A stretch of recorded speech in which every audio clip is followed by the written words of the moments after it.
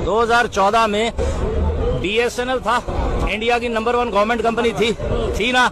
आज BSNL 2024 है, 20 मार्च है, ठीक है। BSNL 3G स्पेक्ट्रम पे काम कर रहा है, ठीक है। 3G स्पेक्ट्रम पे काम कर रहा है। BSNL को 4G का लाइसेंस नहीं दिया। चलिए यहाँ तक समझ आ गई। BSNL ने 25 साल के अंदर 80,000 टावर लगाए और लाखों किलोमीटर अंडरग्राउंड केबल बिछा दी।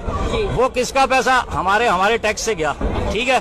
अब इन्होंने एक नई पॉलिसी बनाई, नरेंद्र मोदी प्राइम मिनिस्टर बने, उन्होंने मुकेश अंबानी को बुलाया, आमने सामने बात करी कि एक नई कंपनी बनाते हैं। बन गई जियो, बन गई 2014 के बाद ही बनी है ना जियो।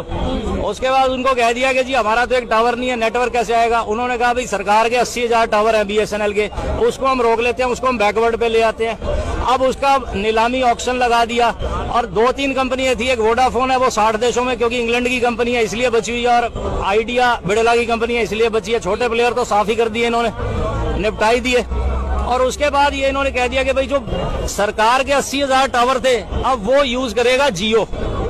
अब जियो ने अपना एक भी टावर नहीं कभी किसी जगह लगाया और 80,000 BSNL के टावर वो यूज कर रहा है। और BSNL को 3G दे रखा है और जियो को 5G पे दे रखा है। और सारा जो है वो रॉयल्टी, जो रेवेन्यू कमा रहा है वो मुकेश अंबानी ले रहा है। किसी ने उसके ऊपर रेट नहीं लगाई, और कोई लगाए तो कह देंगे ये पाकिस्तान का।